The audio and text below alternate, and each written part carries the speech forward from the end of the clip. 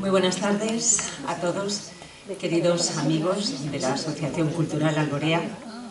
Bienvenidos en esta tarde de primavera en que amenazaba tanta lluvia y que casi nos disuade del maravilloso plan que nos reúne esta tarde aquí. Finalmente hemos burlado el tiempo, la primavera es así, inesperada.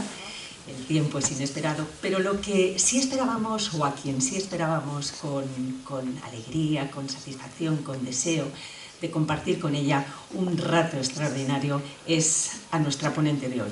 Es María Ángeles Vitoria Segura, ya amiga de la casa, amiga de Albacete, ha pasado por estos micrófonos y en este salón, ha pasado por nuestras vidas en otra ocasión, hace un año, hablando de este gran artista de la Toscana, de este gran artista renacentista, Miguel Ángel Buonarroti. Ella es experta en el Renacimiento, especialmente en los artistas Rafael Sanzio, Miguel Ángel Buonarroti. Es de ustedes conocida, pero permítanme que apunte unas pinceladas sobre su trayectoria profesional. Es profesora de la Pontificia Universidad de Santa Cruz en Roma, licenciada en Biología, máster en Ciencias de la Educación por la Universidad de Navarra, doctora en Filosofía y licenciada en Teología Dogmática por la Pontificia Universidad de la Santa Cruz de Roma, donde ha impartido clases, ha ejercido su magisterio como profesora de Filosofía de las Ciencias y de la Naturaleza.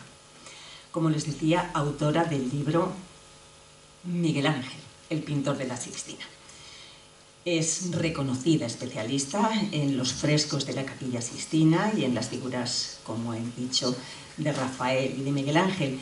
Y ella encontró ese sentido a su trayectoria investigadora, a su búsqueda como historiadora del arte, podríamos decir, durante su etapa de vivencia, de residencia en Roma, porque tuvo la ocasión desde 1974, ella es alcoyana de nacimiento, y tuvo la ocasión de vivir en Roma, donde se enamoró del arte. ¿Durante cuántos años? 50 años. 50 años en esta maravillosa ciudad dan para enamorarse de todo lo que alberga, de todo el arte que alberga, y especializarse en esta gran figura de Miguel Ángel, escultor, pintor, arquitecto y poeta. Y podernos así transmitir unos conocimientos que ella ha ido acumulando, atesorando. En la actualidad goza de la feliz etapa de la jubilación, pero claro, su efervescencia intelectual está en todo su apogeo, está en su punto álgido, y es por tanto que tiene la libertad y el tiempo de poder ejercer su magisterio de otra forma, ya no tan reglada, sino a través de estas conferencias que nosotros tenemos la suerte de poder disfrutar. Así que no podemos más que desde la Asociación Cultural Alborea congratularnos de contar de nuevo con su presencia y de agradecerle muchísimo que se haya desplazado aquí hasta Albacete en esta tarde, como decían, a pesar de la amenaza de lluvia, que al final nos has traído la luz, María Ángeles, y nos vas a aportar mucha más luz sobre este tema que hoy nos ocupa.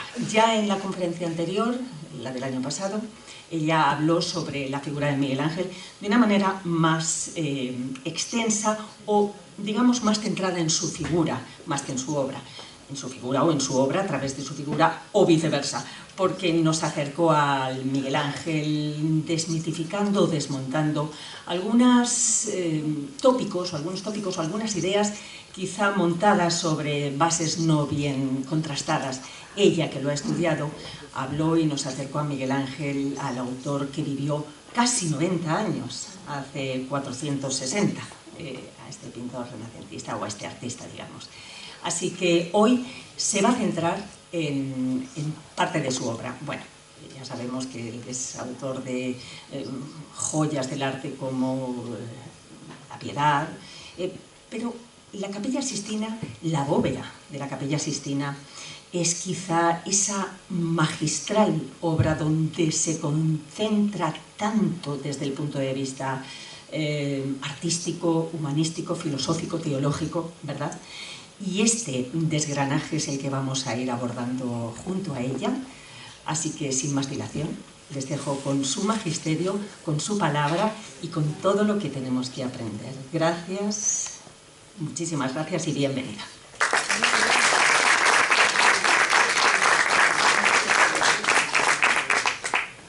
Bueno, muchísimas gracias por... ¿Se oye? Por la presentación tan académica, tan familiar, tan... Bueno, me he sentido totalmente en mi casa. Muchas gracias, de veras. Lo único, realmente, a quien debemos todo esto es a Miguel Ángel, o sea que si lo que yo voy a tratar de explicar ahora y de compartir aquí con todos los presentes es algo bello, extraordinario, o sea, el mérito es de Miguel Ángel. Yo voy a tratar un poquito de sacarlo a la luz, porque esta mañana, me parece que era esta mañana, sí, me preguntaban qué diferencia notaba desde cuando había visitado la Capilla Sixtina por primera vez y luego, pues ahora, después de tantos años, de haberla conocido, de haberla estudiado. Pues yo, así contesté, quizá pensándolo más diría otras cosas también, pero me parece que la diferencia que he notado es que la primera vez que visité la Capilla Sixtina estaba totalmente como una tabla rasa, o sea, sabía prácticamente nada.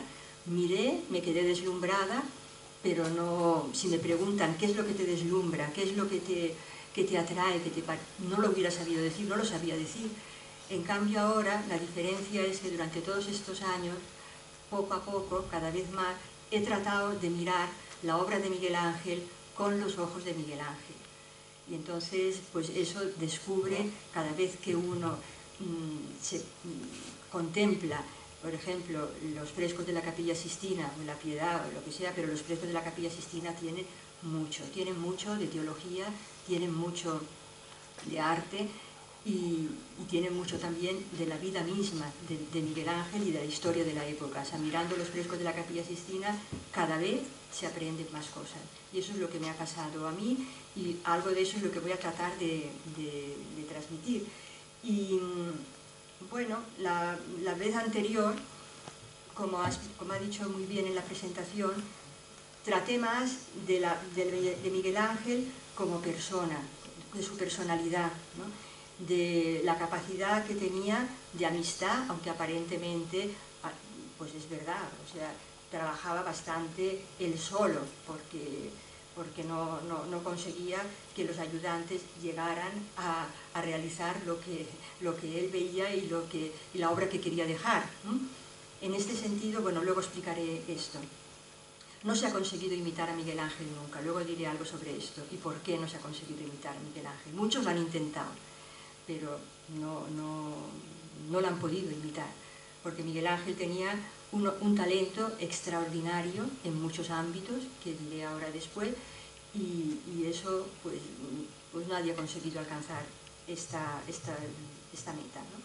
Hablé también pues, del sentido profundo de la libertad que tenía Miguel Ángel, de su magnanimidad, de su generosidad, ¿no?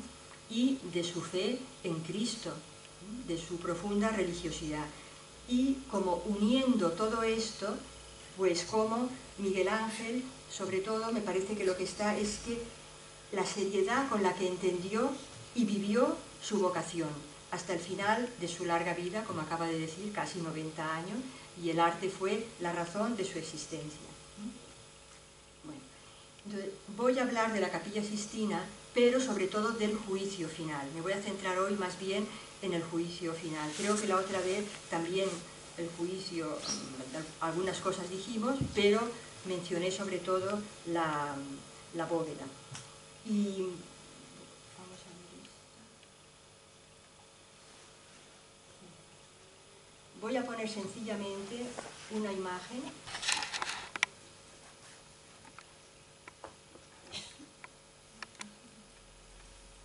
¿Ahora no sale? Bueno, pues ahora lo dejamos. Quizá tiene que salir aquí. Aquí sí, aquí sí. Solamente antes de empezar a hablar, quiero decir, cuando se trata de explicar algo que es una obra de arte, pues lo primero me parece es por lo menos que nos quede en la retina, ¿no?, la imagen de esta gran obra artística. Seguramente lo conocen todos, o sea, uno se puede dar una vuelta por la Capilla Sixtina totalmente con estas imágenes tan extraordinarias, ¿no? La bóveda sobre todo y la Capilla Sixtina, el juicio.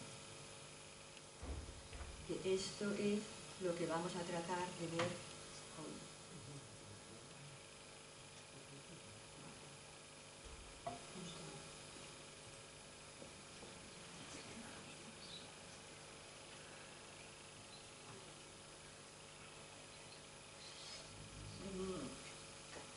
Dos palabras solo sobre algo, porque, vamos a ver, Miguel Ángel pues fue considerado como un artista extraordinario desde el primer momento. Le llamaban el divino, el maestro, y la Capilla Sixtina enseguida hizo escuela, o sea, venían pintores, artistas de Europa, de diferentes lugares, para aprender no solamente pues, el arte del diseño, del escorzo, técnicas artísticas, sino también para aprender conceptos religiosos, porque la pintura de Miguel Ángel tiene mucho contenido simbólico. O sea, así como si contemplamos las pinturas de Fra Angelico o las pinturas del Giotto, pues uno entiende enseguida, ¿no? Le mueven a la piedad muchas veces cuando son de tema religioso, que son prácticamente todas las de estos autores, y pues le conmueven, le mueven a la piedad. Cuando miramos algo de Miguel Ángel, cuando miramos la Capilla Sixtina, a menos que tengamos cierto conocimiento, me parece que no es que nos suscite, o sea, no entendemos inmediatamente todo lo que hay ahí, ¿no? Es una pintura que necesita explicación. Y como es un autor tan elevado, continuamente se escriben obras, ensayos de divulgación especializados sobre Miguel Ángel.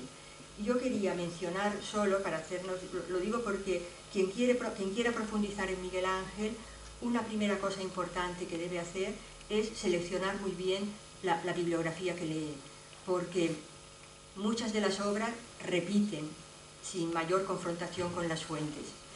Otras sí, otras son estudios serios. Otras muchas, lo que ha sucedido, y esto ha pasado ahora recientemente en los meses de febrero y de marzo, que pequeños descubrimientos o pequeños no sé, caminos de trabajo, de investigación, pues que pueden tener su interés, pero que hay que continuar explorándolos, los han convertido en libros de muchísimas páginas.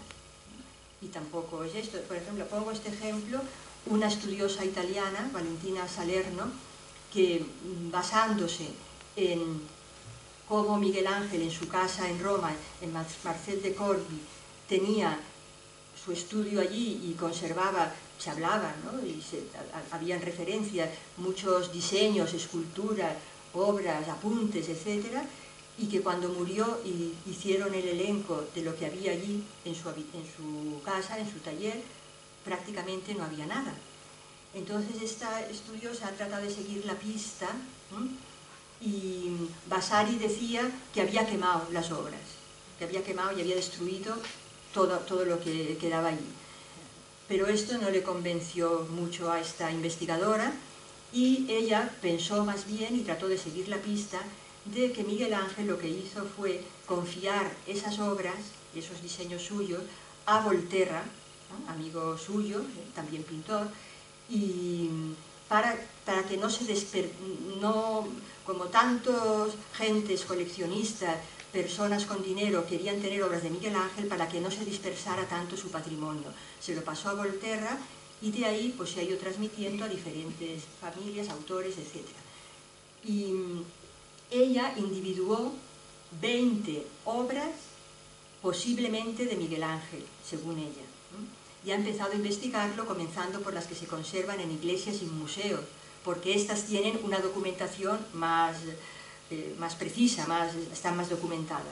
Bueno, pues una de estas obras es este busto de Cristo Salvador que está en Sant'Agnese, en Roma, en la iglesia de Santa Agnese.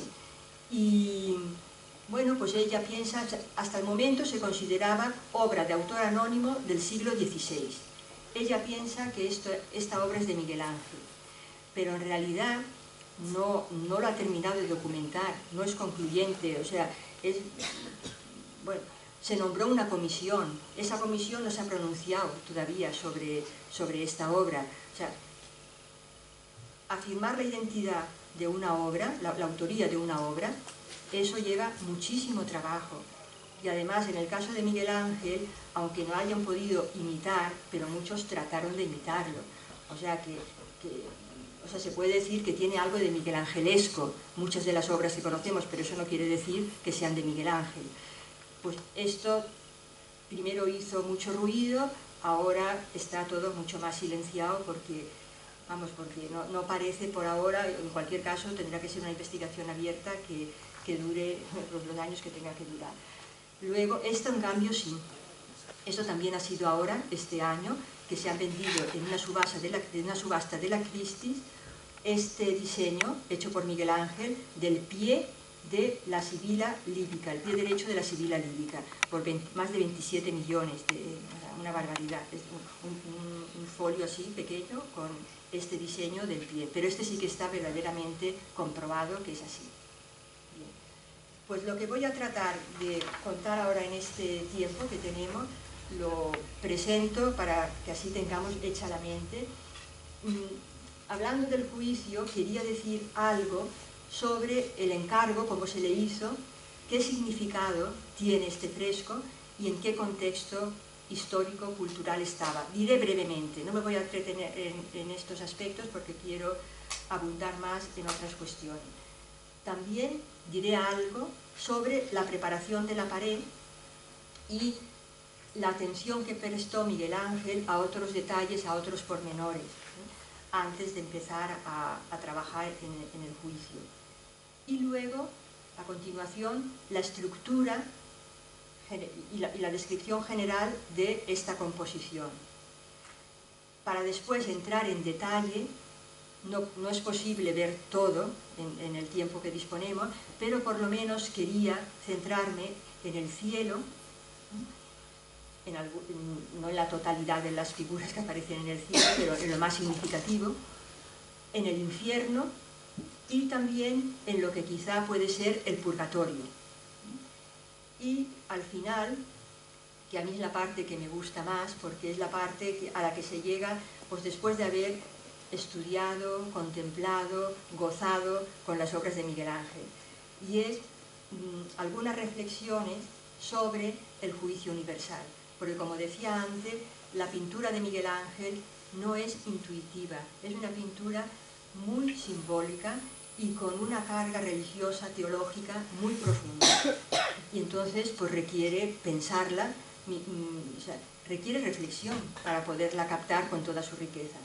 Entonces de esto había pensado algunos puntos. El primero, algo que yo siempre me pregunté, ¿por qué si Miguel Ángel es un artista con un talento extraordinario, que mayormente ha realizado obras de carácter religioso y que además pues, es una persona con una formación y una solidez religiosa enorme, muy grande? De hecho, el juicio se lo encarga, una obra tan importante y en el corazón del Vaticano, en la capilla papal, nadie le dijo cómo tenía que hacer el juicio, le dieron cheque en blanco para que hiciera lo que quisiera. En la bóveda ni le dieron el tema, él hizo lo que, bueno, le dieron, pero él dijo que no, hizo otra cosa y tampoco nadie le fue diciendo cómo lo tenía que hacer. O sea, se confiaba plenamente en su talento artístico y en su solidez como cristiano, en su formación cristiana. Entonces quiero tratar de explicar un poquito esto porque es muy interesante, me parece. Luego, otra cuestión que me parece que bien, mirando el juicio nos preguntamos, cuando lo hemos contemplado varias veces, es ¿por qué Miguel Ángel se separó de la iconografía religiosa tradicional? O sea, Miguel Ángel no siguió la iconografía religiosa tradicional, el modelo dominante, el modelo prácticamente único, por lo menos con una serie de características: el Cristo juez con barba, los ángeles con alas, los santos con aureola, etc., ¿no? Miguel Ángel hizo su juicio con su talento artístico y con el sentido de la fe profundo que tenía dentro. Hizo un juicio que no siguió la iconografía tradicional, pero se mantuvo perfectamente fiel a la doctrina y a la tradición cristiana, eso sí, hasta el punto de que podemos decir que el juicio es como la encarnación verdaderamente de la doctrina cristiana sobre estos temas. Entonces voy a tratar de explicar razones artísticas que tuvo para hacerlo así y razones teológicas. Y después también había pensado, no sé a lo que llegaremos en cualquier caso, pero interpretar algunos aspectos particulares del juicio, y en concreto cómo aparece allí. O sea, no aparece porque uno lo ve pintado en una figura, o sea, por eso digo que es una pintura que pide reflexión, es una pintura que requiere estudio y que requiere atención, ¿no? Pero ahí está la distinción cristiana criatura-creador, porque en el mundo griego, en el mundo pagano, la distinción fundamental era material-espiritual. Miguel Ángel aquí nos ha dejado plasmado de manera visible, pero hay que verlo, ¿no? en ese simbolismo, de alguna manera, esa distinción cristiana que es mucho más profunda, que es la de criatura-creador. Luego, la comunión de los santos, que también está visualizada en el fresco del juicio final. Y muchos aspectos de lo que es la relación gracia, libertad, fe y obras, porque esa es una temática importante del momento. El juicio final lo pintó Miguel Ángel entre 1536 y 1541. El Concilio de Trento se concluyó en 1545, o sea, era toda esta cuestión, ¿no?, donde se trató tanto pues la fe y las obras, la justificación, etcétera. Era algo muy podemos decir, en el momento, ¿no? Estaba toda esta cuestión. Y también, pues el juicio final refleja las vicisitudes interiores de Miguel Ángel, que fue también una persona, un artista, una persona que a partir del momento en el que empieza a pintar el juicio, más o menos en esa etapa de su vida, cuando ya tenía 60 años, tiene una conversión profunda, ¿no? Una conversión profunda en donde incluso le empieza a parecer que él había trabajado para su gloria y que entonces lo que había hecho era vano. Y se va proponiendo trabajar únicamente para la gloria de Dios, en expiación de sus pecados y para servir a la Iglesia. Entonces, en ese momento tiene también pues no sabría cómo decir la palabra, porque no es una angustia, pero quizás sí, una angustia interior. Está preocupado, esa gran preocupación por su salvación. O sea, confía absolutamente en Dios porque duda, no está seguro de su salvación. Y esto es todo un aspecto de su vida muy bonito, que ha reflejado en cartas y sobre todo ha reflejado en poesía, y es conmovedor, o sea, ver cómo busca verdaderamente y espera de Dios la salvación. Algunos la han interpretado como piensa que las obras no valen nada y que solamente nos salvamos por la fe y la confianza en Dios, y realmente si uno lo ve despacio y en su conjunto todo, no es así. O sea, es verdad que penó de alguna manera, ¿no?, por la incertidumbre que tenía de su salvación, pero siempre sostenido por una confianza en Dios, ¿no?, que él pensaba que si había derramado así Jesucristo su gracia, pues digo su sangre, mucho más derramaría su gracia para salvar. Bueno, pues esto es lo que quería empezar.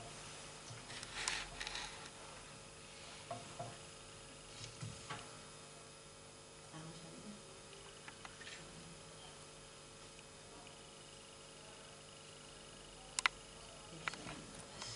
Pues del encargo. Voy a mirar un poco para llegar a eso. Del encargo. ¿Cuándo comenzó a fraguarse que en esa pared se pintase el juicio? Pues fue en 1533. El Papa era Clemente VII, que como sabemos era hijo de de Giuliano, era sobrino de Lorenzo de Medici, y bueno, pues Clemente VII era papa en aquel momento y convocó a Miguel Ángel cerca de Florencia para hablarle de esto, o sea que quería que realizase ahí en la pared principal de la Capilla Sistina, que entre otras cosas había ahí ya pues frescos de Miguel Ángel, había frescos de Perugino, pero que quería que pintase allí el juicio final, porque quería de alguna manera realizar una obra que transmitiese, comunicase la angustia de los tiempos y que recordase que la única salvación posible es la fe en Cristo. Y se lo comunicó a Miguel Ángel. No sabemos Miguel Ángel en qué momento aceptó ese encargo, pero de hecho al año siguiente, en 1534, pues fue a Roma para empezar a trabajar en este encargo y también porque quería terminar las tumbas de Julio II. Entonces, cuando llega a Roma, al poquísimo tiempo, o sea, en 1534, septiembre de 1534, a los pocos días, muere el Papa Clemente VII. Y entonces es elegido Pablo III. Y Pablo III le pide a Miguel Ángel que haga el juicio. O sea, hay un interés muy grande en estos dos papas, ahora diré alguna cosa brevemente, en que en esa pared se pintase el juicio final. Y fue a verlo. Miguel Ángel se resistía porque, por un lado, le pesaba, efectivamente, no continuar con el trabajo de la tumba de Julio II. Y por otra parte, pues él ya no era el jovenzuelo de la bóveda, ¿no? que pintó la bóveda cuando tenía pues 30 años. Y ahora ya tenía pues unos 60 años. Y la pintura al fresco es una pintura costosa, eran muchos metros, 200 metros cuadrados de pintura, y la técnica ya la dominaba, no era lo que le pasó cuando la bóveda, que estaba un poco más incierto sobre la técnica a usar, pero la fatiga sí, y sobre todo también, como decía, quería terminar la tumba de Julio II.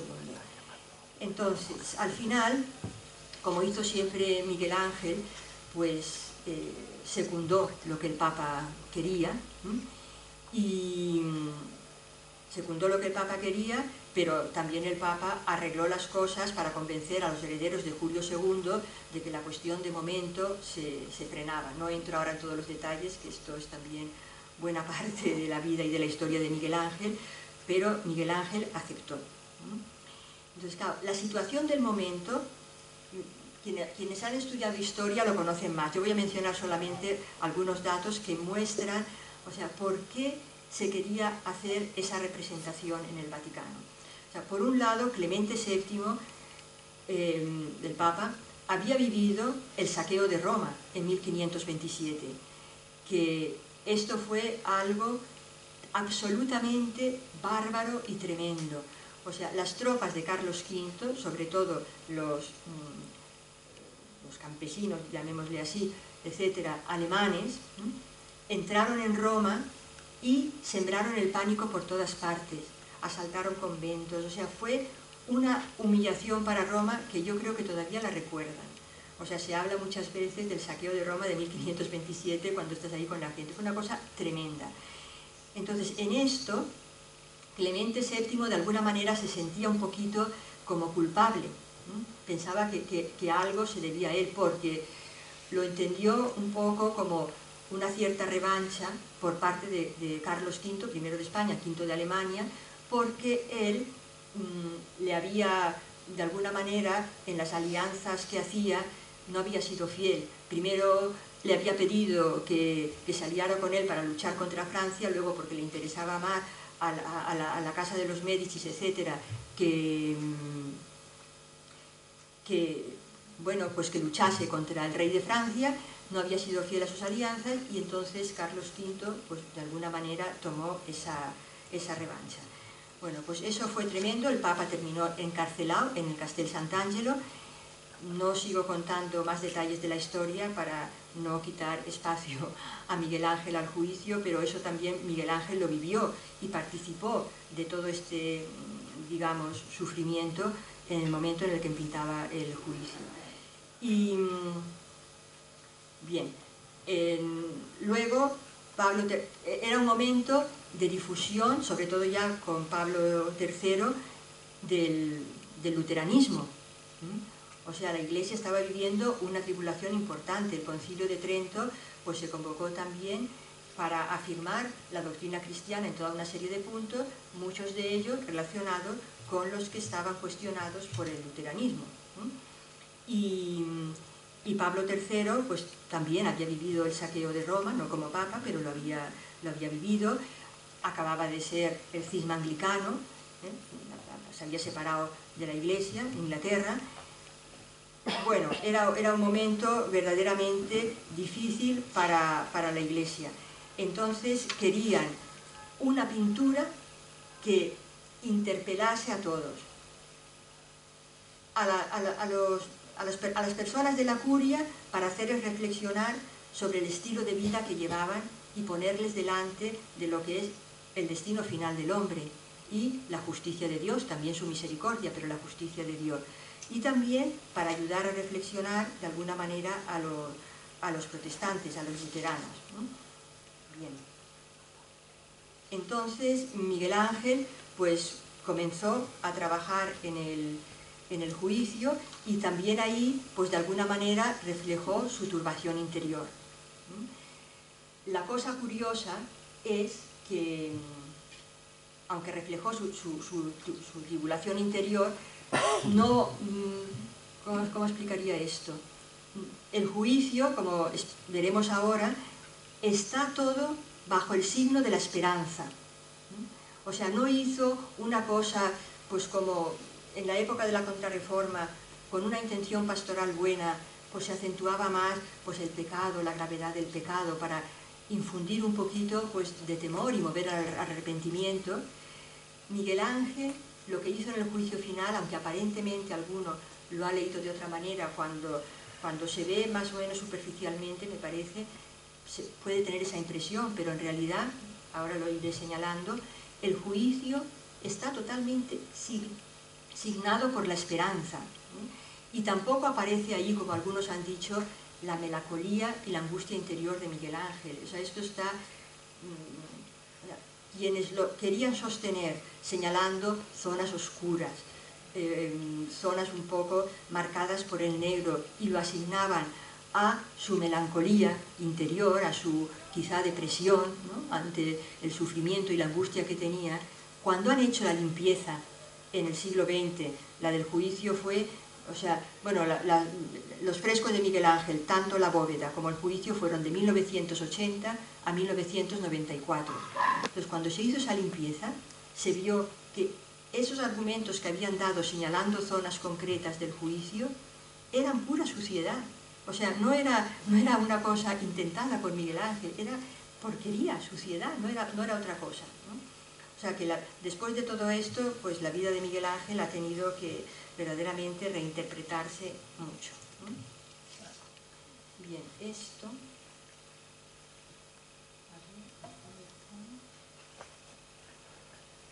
Dos.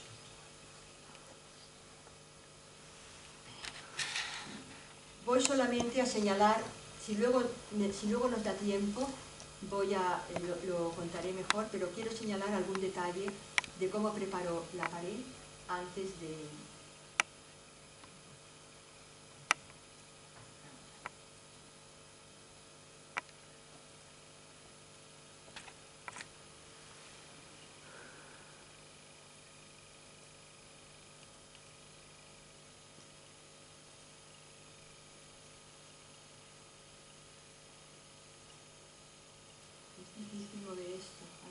Bueno, pero creo que más o menos se ve. Bueno, creo que más o menos se ve. Okay, creo que ahora se ve mejor. Entonces, lo que quería señalar, por ejemplo, la Capilla Sixtina ahora la vemos pues muy adecuadamente iluminada.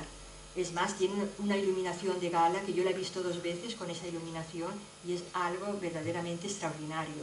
Pero en los tiempos de Miguel Ángel, aparte de las antorchas y de las que pudieran poner, las lámparas de aceite o lo que fuera, pues la iluminación que tenía era solo por 12 ventanas, ¿no?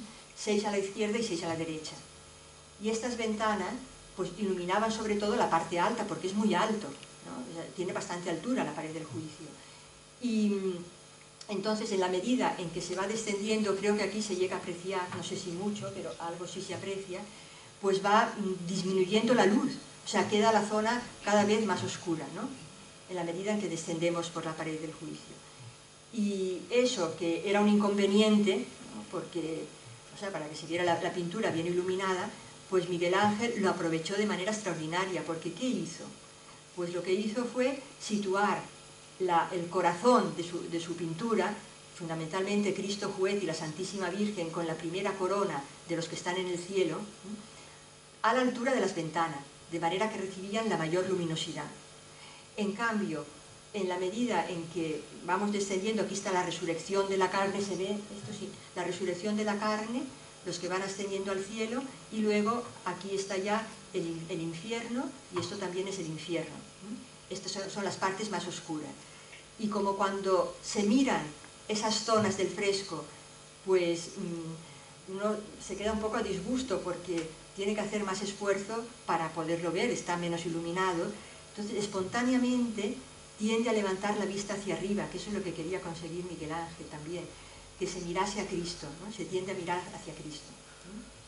Bueno, esto es lo de la iluminación que quería contar. Luego también un detalle que habla mucho de cómo trabajaba Miguel Ángel.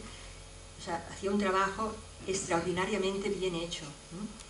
Y entonces, para conseguir que le cayera el menor polvo posible y para conseguir también un efecto óptico que ocasionara un mayor impacto en quien entraba en la Capilla Sixtina, porque se entraba por la parte de atrás, no por donde entramos nosotros ahora, pues lo que hizo fue poner una capa de ladrillos en la pared, de ladrillo, pero de tal manera, en italiano lo hizo como una zapatilla, ¿no?, de ladrillo, de tal manera que la parte alta era más gruesa, ¿no?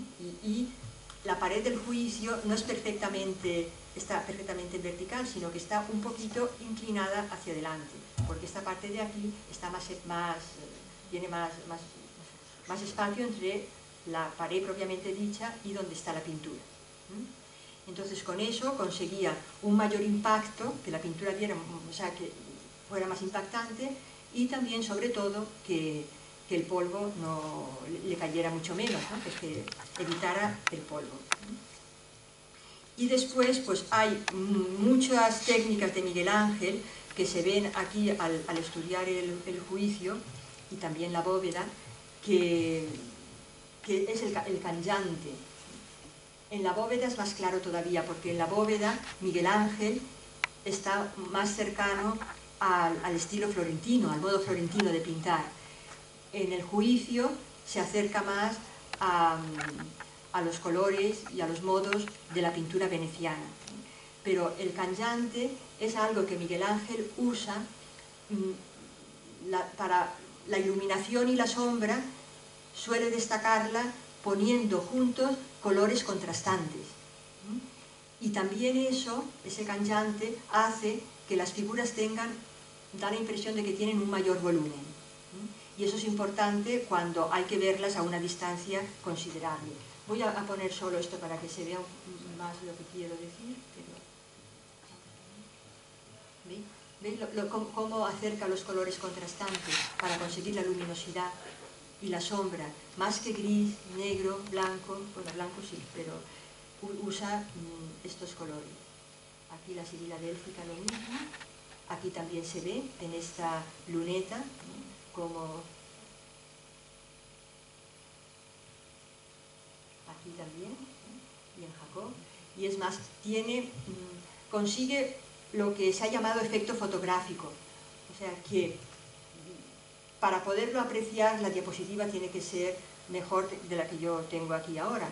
Pero lo que hace es destacar, iluminar y rematar muy acabadamente las partes de una figura que quiere que estén más, que están más cerca, que quiere que están más cerca y que por lo tanto las ilumina más, y en cambio en el plano medio pone, no hace con tanto detalle la pintura, y al final el plano de atrás lo que hace es una pintura a veces incluso casi dibujada, o desde luego mucho menos detallada, más a grandes pinceladas. Y eso es como con una fotografía, que tú enfocas algo, pero hay otras partes que quedan desenfocadas. Eso es lo que consigue Miguel Ángel con este efecto. Y ahora ya vamos a ir a lo que quería entrar más.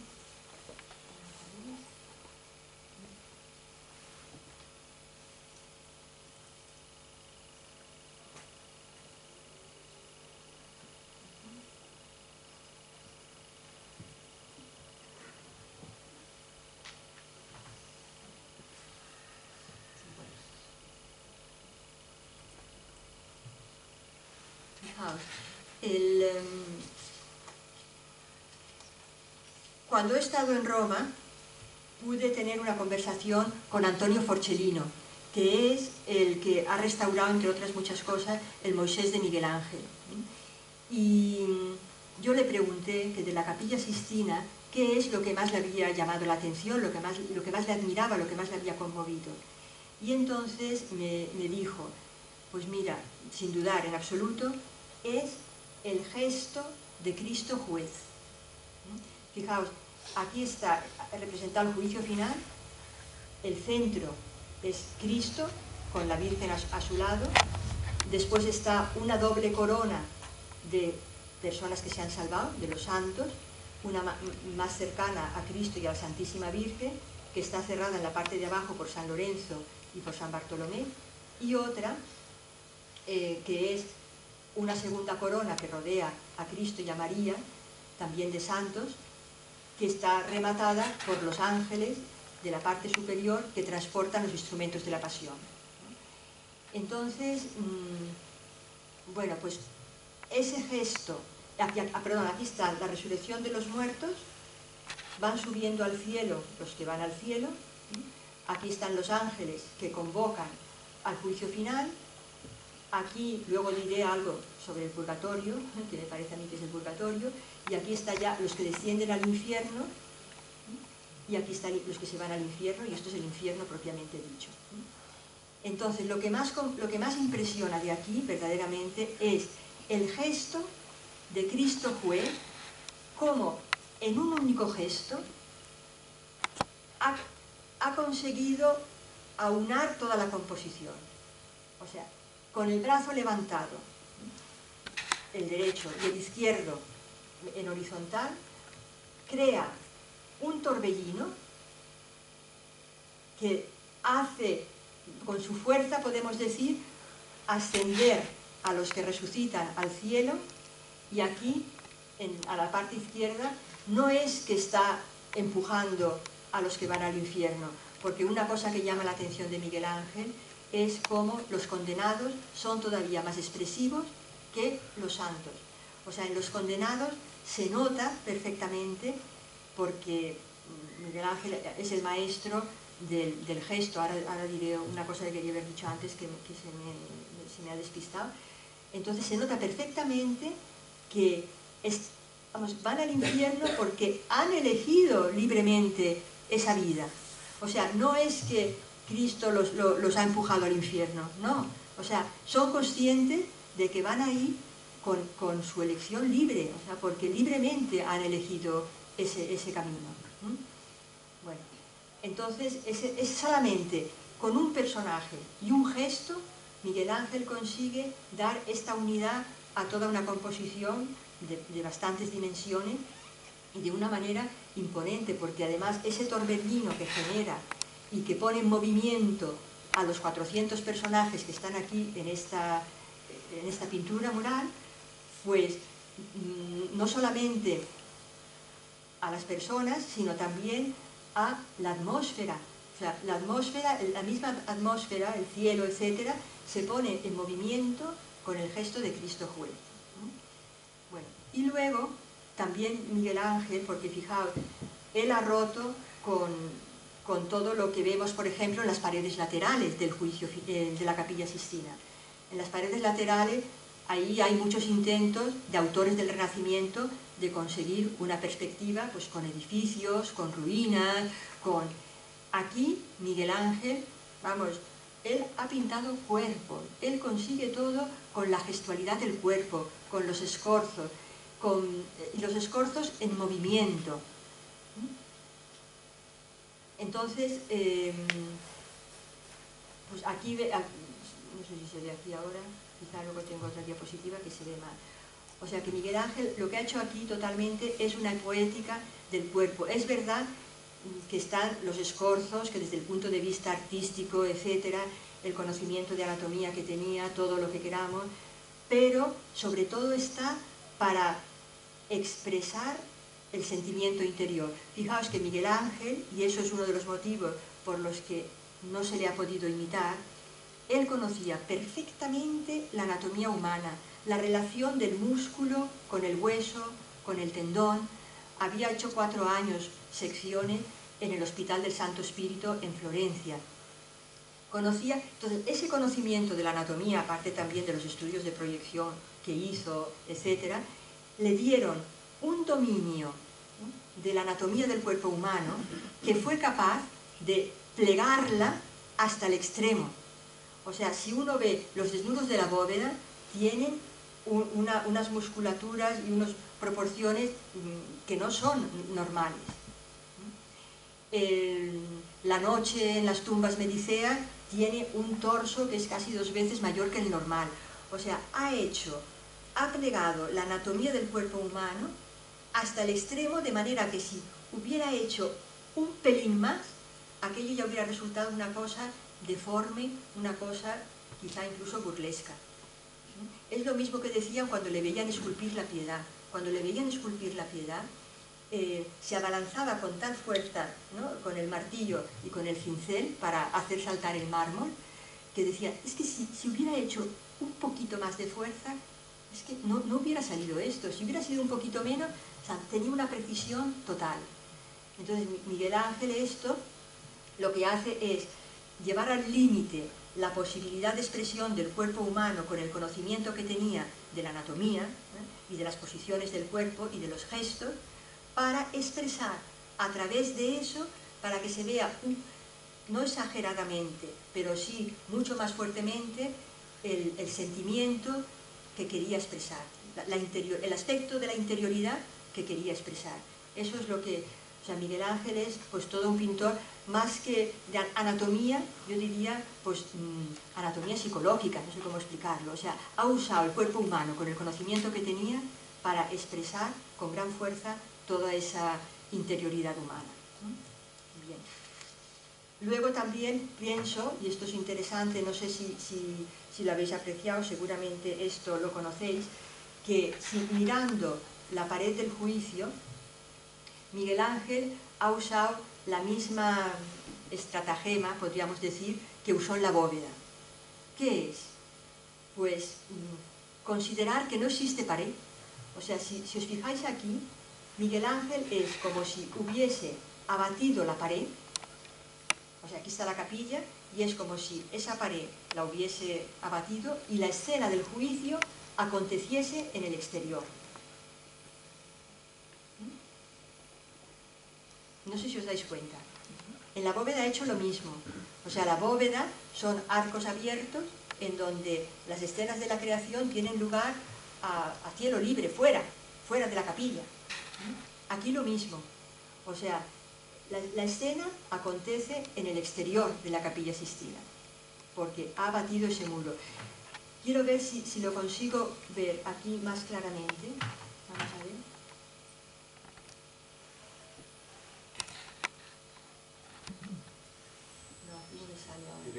Bueno, pues a ver si se ve aquí. ¿Se distingue esta cruz y esta figura? ¿Sí? Entonces, ¿os dais cuenta que aquí está apoyando la cruz en lo que es cornisa? Esta sí que es real. Esta cornisa es una cornisa real de la arquitectura de la Capilla Sixtina. Y entonces, como todo está fuera, la cruz la está apoyando aquí en esta cornisa. No sé si se distingue esto, un poquito, ¿no? Bueno.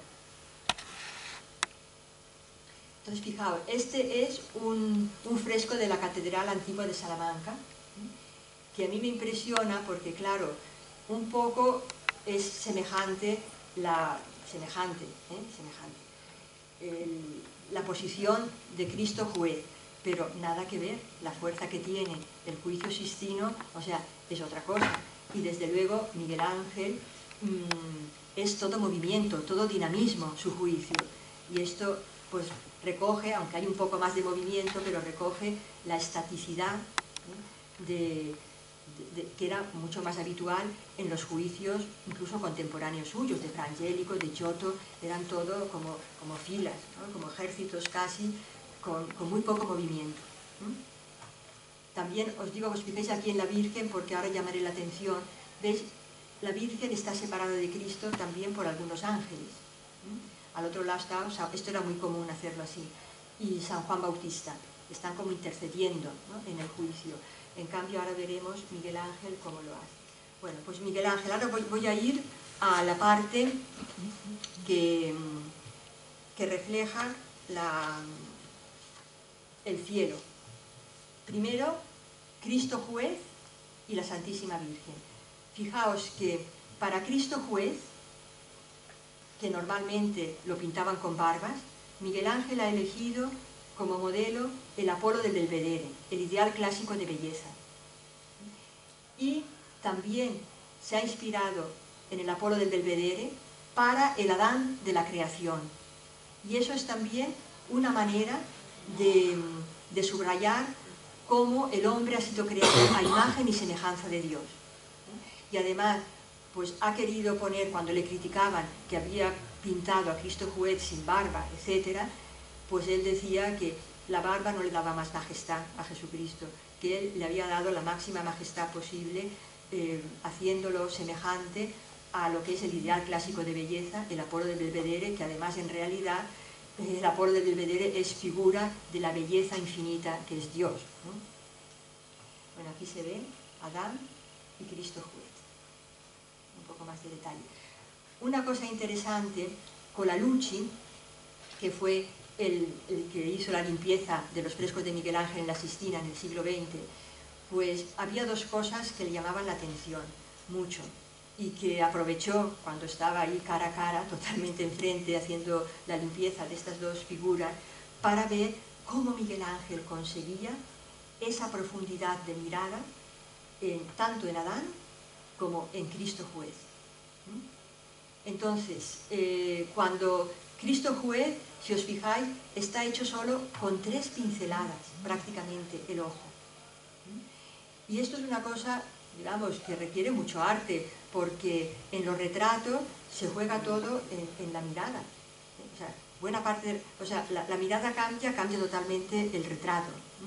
Y en Adán, lo que hizo Miguel Ángel, y eso lo pudo describir cuando realizó la limpieza, que, vio que no estaba pintado de blanco el ojo, la esclerótica del ojo, como suelen hacer en todas las pinturas, ¿no? de los frescos, sino que había dejado sin pintar la argamasa, la base, ¿no? Para poner las pinturas que estaba debajo del fresco. Y como en Roma esa argamasa tenía un color un poquitín ligeramente gris azulado, muy pálido, pero un poquito azulado, pues la esclerótica de Adán tiene ese color, ese tono. Y eso recuerda también un poco a los niños, porque los niños pequeños cuando nacen no tienen la esclerótica completamente blanca, la tienen un poquito azulada. Y es como, de algún modo, pintar el ojo de Adán creado por Dios inocente, todavía antes del pecado original, evidentemente, cuando Dios lo creó. Y además abombó un poco, hizo una incisión en los bordes con el cincel para que pareciera un poco abombado, ¿no? la esclerótica. Fijaos, aquí también está la Santísima Virgen al lado de Cristo, que es por primera vez en la historia de la pintura se le ha dado a la Virgen un protagonismo así. nunca está tan cerca de Cristo, es verdad, está un poquito más adelantadita, ¿no? No está, Cristo está, perdón, más retrasada, Cristo está presidiendo la escena, pero así, esa cercanía con Cristo en el juicio final es la primera vez en la historia en la que se ha dado un protagonismo tal a la Virgen. Y está mirando al lado contrario de Cristo, está mirando a los que están subiendo al cielo y concretamente a uno que sube ayudado por el rosario, y el hecho de que tenga el rostro girado en sentido contrario al de Cristo aumenta todavía la impresión de la fuerza centrípeta de toda la composición. Cristo no está sentado en un trono propiamente, como estaba en todos los demás juicios, ¿no? Cristo está semilevantado, empezando a levantarse, no está ni totalmente sentado ni totalmente de pie, porque está en el momento de dictar la sentencia. Esto es una preciosidad, porque, o sea, explica también, o sea, hay algunos que saben ya si están condenados o no, o si se han salvado o no, y hay otros que todavía no lo saben. Por eso hay rostros que denotan incertidumbre, mientras que otros, en cambio, pues están ya pues contentos y satisfechos, y los que se condenan pues están con una expresividad verdaderamente tremenda, ¿no? Y es como los jueces humanos que cuando dictan sentencia, pues se levantan de donde están y la dictan. Pues ese es el momento que ha querido representar. Luego Cristo está también con las llagas muy delicadamente pintadas, pero lo ha querido pintar a Cristo con las llagas, porque es una manera muy bonita y muy visual, ¿no?, de decir que el Cristo que ha padecido y que ha sufrido por el hombre es el mismo Cristo que ha resucitado glorioso. La identidad de Cristo juez es la misma identidad del Cristo que se encarnó. Y además, pues bueno. Y después, también algo que me parece que es bonito, esto ya no digo que sea que Miguel Ángel lo haya querido así, pero es muy posible, es posible. Es un hecho que de las 400 figuras que hay en el juicio, Cristo juez mira solamente a una, que es esta. ¿Y quién es esta figura? Pues no sabemos nada por documentación, ¿no? O sea, lo que se puede decir son suposiciones, más o menos apoyadas en algo, pero suposiciones. Entonces yo personalmente, y no soy la única desde luego, pienso que es Adán. Adán porque Miguel Ángel, pues Dante fue su maestro de vida cristiana, y Miguel Ángel conocía, yo creo que casi de memoria, si no toda, buena parte, la Divina Comedia, ¿no? Y Miguel Ángel y Dante en la Divina Comedia pues pone juntos a Adán y a San Pedro, ¿eh? Es verdad que pone uno a la derecha y otro a la izquierda, pero bueno, están juntos, y pienso que también así Miguel Ángel, que tenía soluciones de este tipo, montones, pues ha conseguido que Cristo esté mirando a todos los hombres, porque Adán es el progenitor, el padre de todos los hombres. O sea, todos provenimos de Adán. Entonces, Cristo mirando a Adán, pues de alguna manera está también diciéndonos que está mirando a Adán, ha conseguido mirar a todos, ¿no? Luego está San Pedro, que esto es notable, le ha querido dar un gran protagonismo, ¿eh? En el momento en el que se difundía la herejía luterana, pues San Pedro, el primer papa, está ahí en el cielo como uno de los grandes protagonistas, entregándole a Cristo juez las llaves que Dios le confió, que Cristo le confió, la llave de la penitencia y la llave de la inocencia, para abrir las puertas del cielo, el bautismo y la confesión. Y San Pedro pues se las está ya entregando, porque ya las necesita, ahora ya todo se ha acabado, ¿no? Bueno, sí, ya, vamos a seguir aquí. Aquí se ven un poco con más detalle las llagas del Señor, de Cristo. Vemos aquí cómo los que van subiendo al cielo ayudados por el rosario, que son los que está mirando la Virgen, y en el retrato de la Virgen verdaderamente Miguel Ángel se ha esmerado. Se ha esmerado porque, bueno, aparte de que la misma figura de la Virgen se conservan diseños y no se conservan todos, en que la intentó pintar en diferentes posiciones, ¿no? Los diseños que hizo. Unas veces está con las manos juntas, como suplicando, otras veces está con los brazos abiertos, pidiendo misericordia, otras veces está, bueno, aquí al final ha quedado la Virgen como la vemos ahora, pero lo interesante es que en el rostro pues ha probado una técnica nueva, ¿no? Porque todo el tejido cromático del rostro está hecho con ¿cómo se llama? Puntitos de pincel, con colores puros, y son pinceladas que da con la punta del pincel. Y están separados, pero a la vez están muy cercanos, pero se nota. Yo creo que incluso aquí en la diapositiva se advierte un poco cómo es la técnica que después pues, fue el divisionismo, ¿no? Que apareció en Italia, y luego también el puntinismo francés. Son colores pues blanco, rojo, rosado. Bueno, esos colores puros consigue el rostro de la Virgen. Bien. Luego,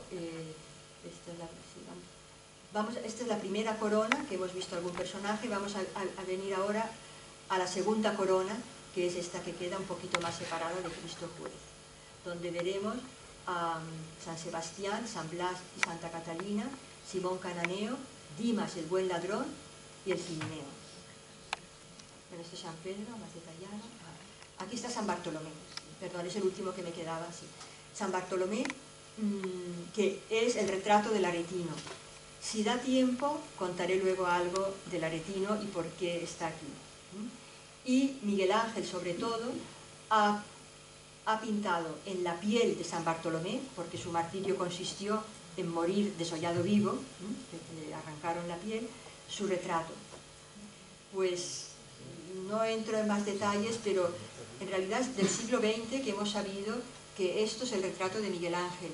Lo descubrió un médico italiano porque le llamaba la atención, él conocía mucho de anatomía, y veía que este retrato no se parecía a cómo había pintado a San Bartolomé, y supuestamente era la piel de San Bartolomé, entonces tenía que ser su retrato. Y lo empezó a estudiar y vio cómo cuando la imagen de un rostro en un espejo cóncavo se proyecta sobre uno plano, queda deformada. Y al estudiar, bueno, estudió varios años todo este asunto, pues llegó al final a la conclusión de que efectivamente con los retratos que tenemos de Miguel Ángel, esto era el retrato desfigurado de Miguel Ángel. Y tiene también pues mucho significado, porque Miguel Ángel, claro, se ha puesto en el cielo, lógicamente, ¿no? O sea, se ha colocado en el cielo y bastante cerca de Cristo. Y además ha llegado al cielo ayudado por otro. O sea, Miguel Ángel, esto sí que tenía una convicción muy profunda de que en primer lugar, para llegar al cielo necesitaba la ayuda de Dios, la gracia que le tenía que alcanzar y también la ayuda de los demás. Como se ve, esta es una escultura helenística que Miguel Ángel estudió mucho, que se conserva ahora en los museos vaticanos, que es el torso del Belvedere. Y él dice que lo que había aprendido de escultura, casi todo lo había aprendido estudiando este torso. Pues me parece que, que está bastante, no copiado, pero sí inspirado el cuerpo de San Bartolomé con el torso del Belvedere. Este es San Lorenzo, San Andrés con la cruz y San Juan Bautista.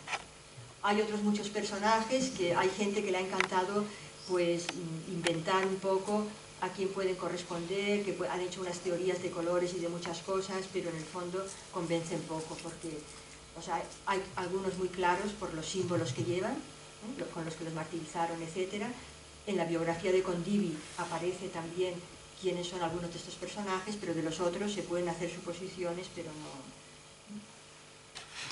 Este es Dimas, el buen ladrón. Y esto es muy interesante porque Miguel Ángel aquí lleva la cruz, y el buen ladrón ha pasado a ser como el símbolo y el icono de de que la salvación nos puede llegar hasta en el último momento de vida.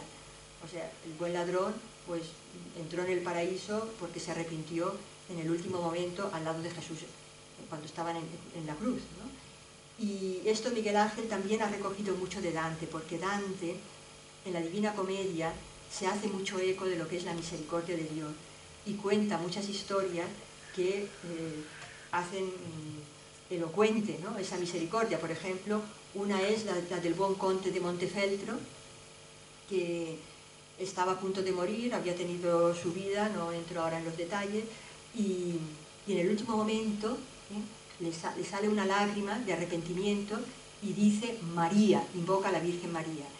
Entonces hay un demonio detrás que está furioso, ¿no?, y que le grita al ángel que está al lado esperando recoger el alma del buen conde de Montefeltro, que le dice, pero ¿cómo es posible? Yo toda la vida he estado trabajando para ganarme esta alma, para conquistarla, y cuando ya la tenía en mis manos, solo por una lagrimucha, ¿no?, por una lagrimita mínima, y porque dice María, tú me lo robas y te lo llevas al cielo, ¿no?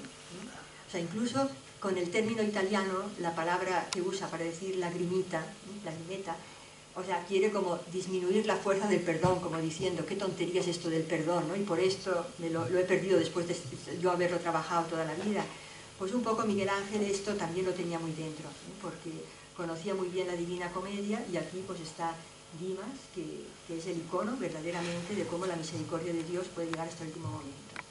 Y en el juicio, Miguel Ángel ha multiplicado las cruces, ¿no? Esta es la del buen ladrón, la diapositiva no es buena, pero buen ladrón.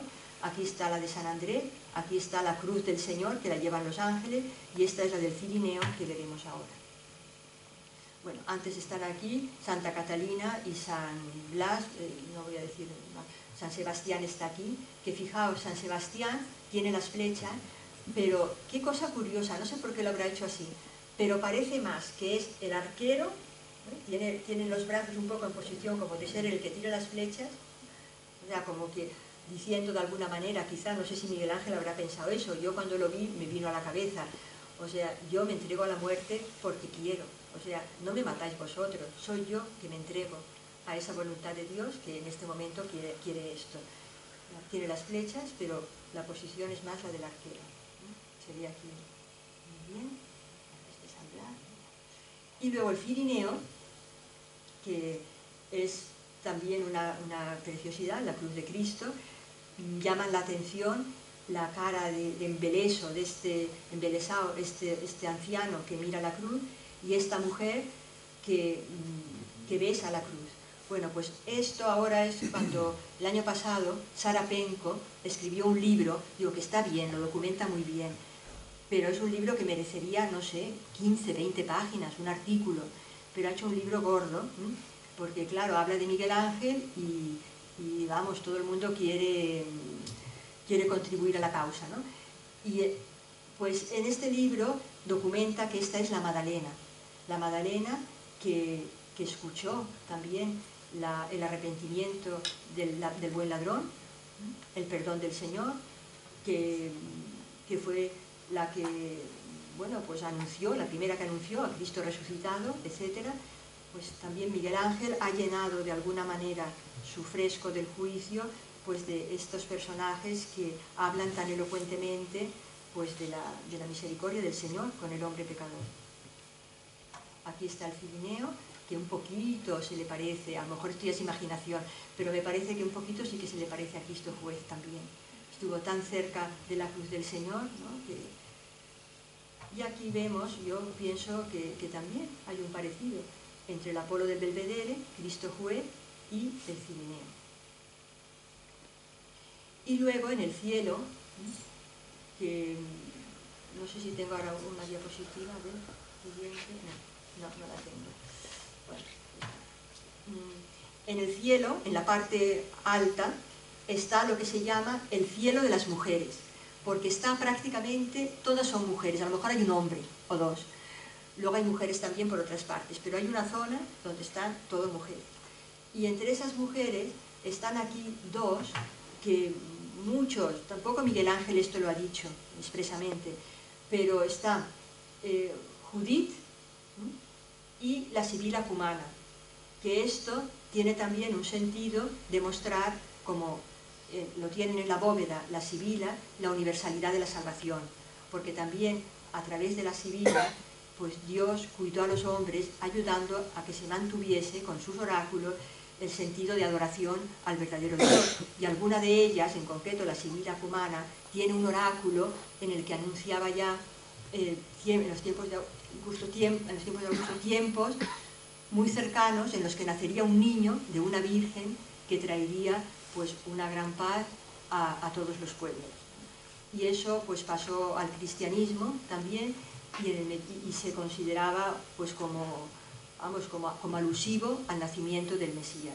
Y San Agustín desde luego dice que la Sibila cumana, por todo lo que dicen sus oráculos, que habla de religiosidad, de volver a la adoración al verdadero Dios, a la buena conducta, etc., merece estar entre los ciudadanos de la ciudad de Dios.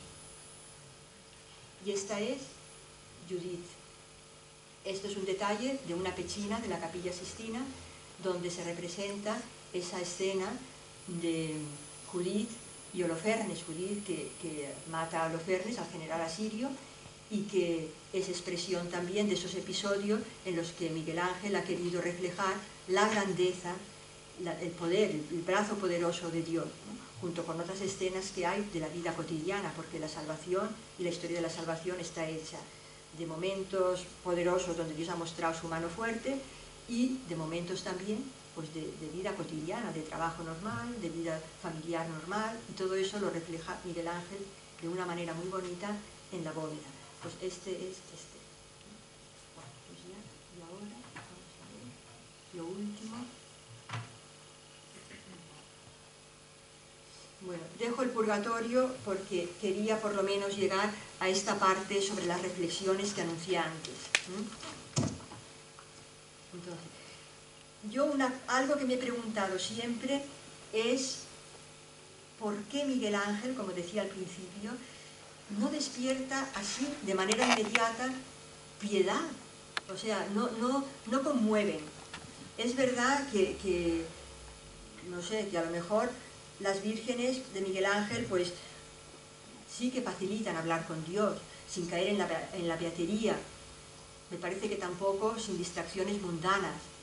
Pero ¿por qué no mueve a la piedad tan directa y inmediatamente? La piedad sí, la piedad vaticana sí, pero las pinturas sobre todo, me parece, yo por lo menos, y lo he oído también a muchas personas, bueno, pues Miguel Ángel sabía perfectamente que para pintar a Jesús, para pintar a la Virgen, para pintar a los santos, además de ser buen artista, había que ser buen cristiano. Dice Miguel Ángel en concreto, se lo dice en una conversación que tuvo con Holanda en Roma. Dice, para imitar en parte la venerada imagen de nuestro Señor, no es suficiente ser un diestro y excelente maestro. Creo que se debe ser, además, un hombre de vida irreprochable e incluso en lo posible un santo, para que el Espíritu Santo inspire el entendimiento. Y por eso admiraba mucho a Fra Angelico, porque a Miguel Ángel le emocionaban, le conmovían las pinturas de Fra Angelico y lo admiraba también mucho como gran artista que era, porque Fra Angelico es uno de los grandes, verdaderamente, pintores del Renacimiento.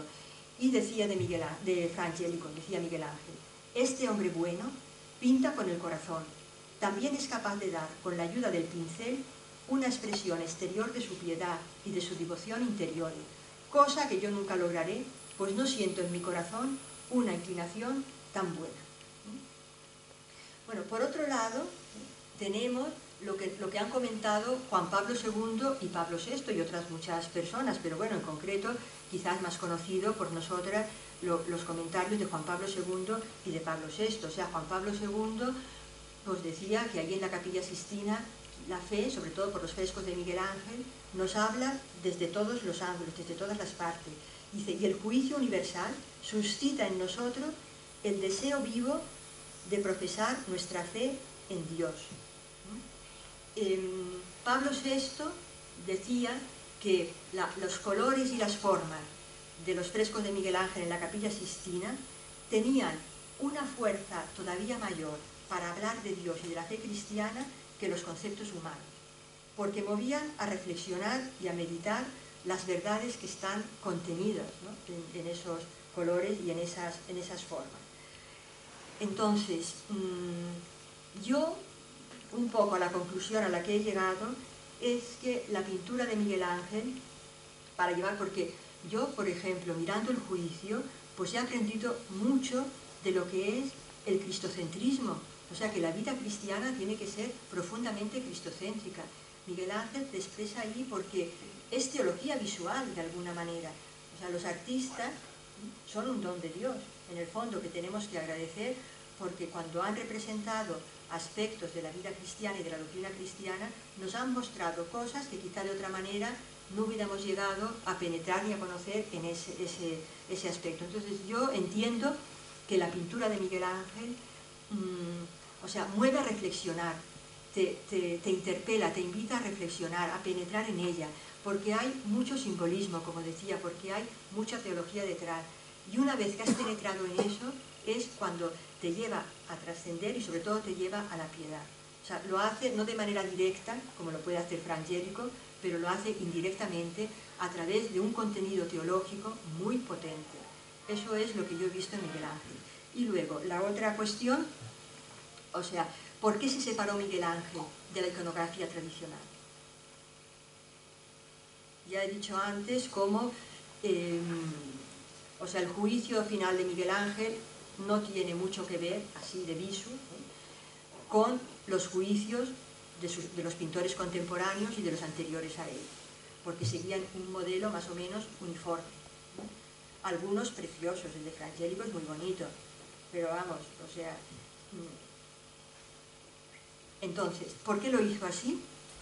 Pues desde luego no lo hizo porque se propuso hacer un alarde de cómo sabía, pues, pintar los escorzos, el cuerpo humano en todas las posiciones posibles, los gestos de todas las maneras. No. ¿Porque quiso hacer algo diverso y destacarse? Tampoco. Yo diría que hay una razón artística, que es sobre todo que Miguel Ángel, o sea, se salía de los moldes, incluso de los moldes. Rafael es un pintor y un artista extraordinario, pero si Rafael hubiera pintado la bóveda, hubiera perfeccionado y mejorado lo que habían hecho Perugino, Botticelli, Ghirlandaio, Signorelli, Pinturicchio en las paredes laterales de la Capilla Sixtina. Perfeccionado, mejor. Pero Miguel Ángel es que lo que el Renacimiento intentó, Miguel Ángel lo alcanzó y lo superó. O sea, Miguel Ángel es el Renacimiento de alguna manera. Entonces no podía pintar los juicios de esa manera. Además quería mantener su poética narrativa como lo que había hecho en la bóveda. O sea, tenía que ser... Miguel Ángel lo que veía era el cuerpo dinámico, en movimiento, para expresar lo que quería. Y eso no tenía lugar, no tenía cabida en ese pintar los juicios, el juicio final en franjas horizontales, personajes estáticos. No, o sea, había una razón artística. Tenía que conseguir, por un lado, que fuera reconocible su pintura en lo que era, pues, la tradición del juicio, pero a la vez con una poética formal diversa que era la suya. Y por eso realizó lo que hizo. Y razones teológicas, podría extenderme aquí mucho, pero lo digo brevemente porque me parece que esta es importante también, porque Miguel Ángel tenía, o sea, sabía que el misterio no se agota ni en un concepto, ni en una doctrina teológica, ni en una única expresión pictórica. Sabía que el misterio es algo que desborda, que trasciende, y que ninguna representación humana puede llegar a agotarlo. Por eso había que intentar, pues, diferentes modelos, porque cada uno de esos modelos captaría lo mismo que hay diferentes doctrinas teológicas también para explicar ciertas cuestiones, pues da una imagen más completa enfoca algo mejor, deja en sombra otros aspectos, y entonces Miguel Ángel, con ese respeto grande al misterio, quiso hacer pues, un modelo diferente, porque estaba convencido de que no es posible encerrar la grandeza y la inmensidad de un misterio cristiano en un único modelo, ni en una única doctrina teológica, en un único concepto. Y por eso a mí lo trabajó así. Bueno, pues yo creo que podría hablar mucho más, lo dejo aquí, no sé si quieren preguntar alguna cosa o de lo que hablé antes, no sé. Por ejemplo, solamente una cosa, esto que decía también, que es otro aspecto, le criticaron mucho, o sea, como un juicio, ese juicio universal aquí en la capilla papal, puede haberse hecho de tal manera que es que, vamos, ni los que están en el cielo se distinguen de los que están en el infierno, porque los que están en el cielo no tienen aureola, son hombres iguales, ¿no? Los ángeles tampoco tienen alas, o sea, aquí está todo unificado. ¿Qué pasa con esto? Entonces, ahí hay algo que me parece que es muy profundo, porque, como decía antes, la distinción en el mundo griego, pagano, podríamos decir, era espiritual, material. Pero el cristianismo nos dio lo que es realmente la diferencia fundamental de todo lo existente, que es la distinción criatura-creador. Porque las criaturas, hay criaturas que son materiales y criaturas que son espirituales, pero son criaturas. Entonces Miguel Ángel mira ahí la criatura humana ante el Creador. O sea, es la trascendencia del Creador, de Dios, de la Trinidad, de Dios Padre, de Dios Hijo, de Dios Espíritu Santo, sobre toda criatura. Entonces, ante Dios somos criatura. Es verdad que luego pues hay clases, no sé cómo explicarlo, también está ahí, pero de alguna manera ha querido manifestar y reflejar también esta cuestión. Sí, sí. La verdad es que estaríamos María Ángeles,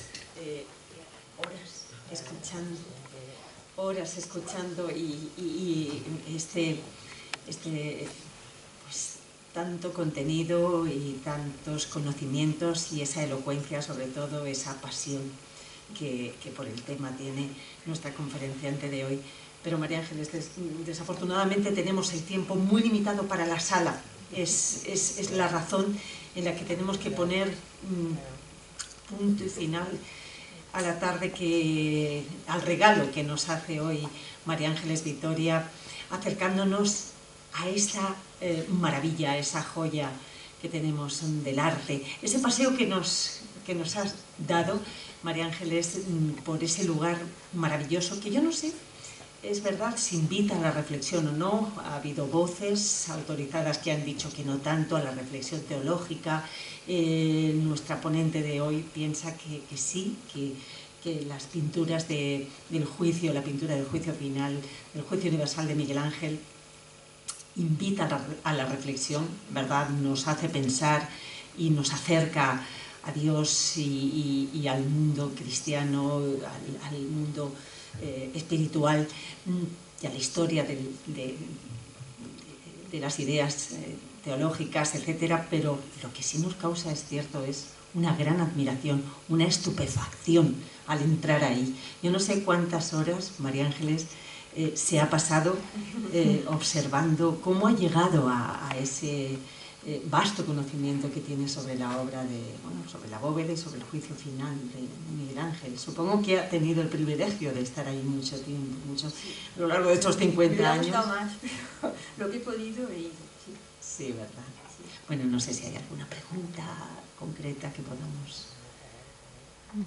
Pues entonces solo nos resta agradecer muchísimo su presencia aquí, agradecer eso, como decimos, esa pasión con la que comunica, esa elocuencia con la que comunica y comparte sus conocimientos. María Ángeles, muchísimas gracias. Ha sido un placer de nuevo tenerla entre nosotros, de verdad. Y lamentamos precisamente eso, no tener más tiempo para seguir disfrutando y para seguir viajando a través del tiempo y a través del arte, de la mano de usted. Yo también aprovecho simplemente para cerrar, invitándoles a todos a la próxima conferencia, al próximo encuentro de la Asociación Cultural Alboea, que será el último con el que se cierra el curso, que deprisa pasa el tiempo, el 28 de mayo. Se hablará sobre salud mental, las nuevas adicciones sin sustancia, un tema interesantísimo y de rabiosa actualidad, a cargo de María Solano Altava, decana de la Facultad de Humanidades y Ciencias de la Comunicación de la Universidad CEU San Pablo. Así pues, con esta invitación, con este emplazamiento a nuestro próximo encuentro, nos despedimos y dedicamos, como no, el mejor de los aplausos a María Ángeles Víctor.